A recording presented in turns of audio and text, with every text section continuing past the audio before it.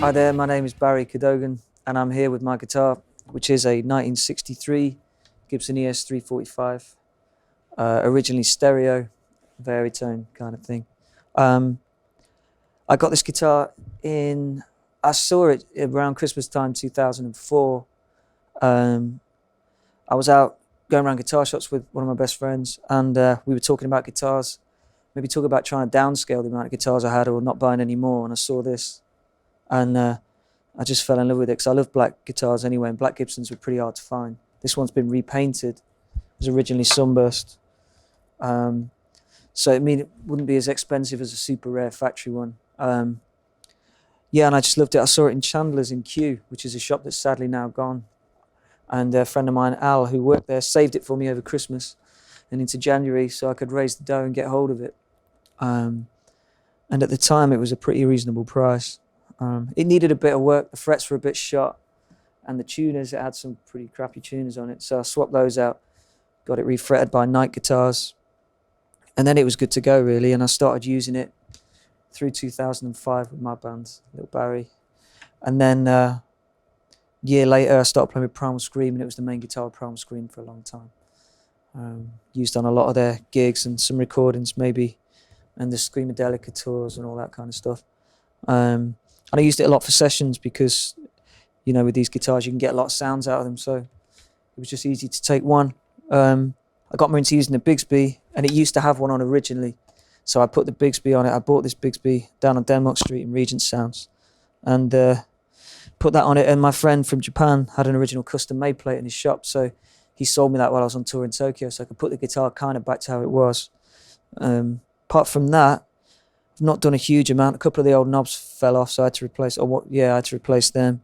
I had to replace the bridge because they dip a bit over time. Sometimes they bend a bit. I've still got it somewhere, but it's just for practical use, really. Change it. Apart from that, sadly, the Veritone gave up earlier on this year. Sort of crapped out, so I had to take that out. But to be honest, since that's been taken out, because it has that big choke thing in the middle, it's a lot lighter, so it's easier to sort of throw around and stuff. So it kind of plays nicer, but I miss the sound a little bit. And I've used it on loads of stuff. I've been using it with Matt Johnson, on these dates we've just done around the UK and some in Europe. It's been a lot of sessions. Used it on the last 3 Little Barrie albums. Trying to think where else it's been really. There's been a lot of stuff the Better Call Saul theme has done with this guitar. As was the full-length song that ended up on the soundtrack record, and another version of it on our album. So yeah, it's been a good workhorse really. I got into the Bigsby thing because of Neil Young. I like what Bernard Butler did with it. I guess maybe seeing people like Brian Setzer as well. I wasn't really aware of Chet Atkins at the time, you know, but he had a beautiful touch with it, and Stephen Stills as well, you know, a buddy of Neil Young's. But I guess I love that kind of sound really. It's quite a romantic sound. You can almost get it a bit like a steel guitar in a way if you play the right chords. So yeah, that's about it really. It's been on loads of stuff. I always liked these guitars. It was the first electric guitar type I really wanted after seeing Chuck Berry on TV with a red guitar pretty similar. And my first guitar was a cheap bolt-on copy of one of these, and I've had a lot of these type of guitars ever since really. They look cool, but they do work for me, and I've got really used to them. Even though I'm a little guy, I find them really easy to play.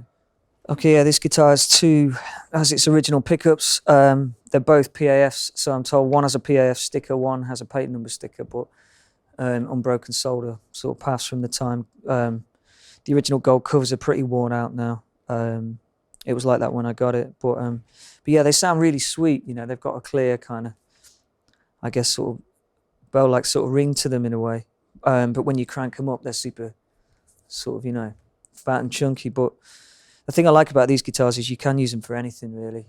You know, it's the one guitar, like I've said before, I've taken it out the door for sessions because, you know, you can get a jazz tone out of it. I've done a lot of soul and R&B stuff with it, blues things, and then more kind of rocking things, and even good for kind of country sounds and things like that, especially using the Bigsby, and a lot more in between really.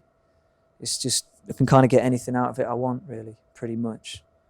You know, if you just need one guitar for a session, just this and a good amp, you can get a lot of stuff covered, you know. So yeah, if I could only have one guitar, it'd probably be this ML330. You know, because they can do it all, and they feel just right because I've played these kind of guitars for so long now. So yeah, that's it. My '63 Gibson ES-345 stereo baritone model, no longer stereo.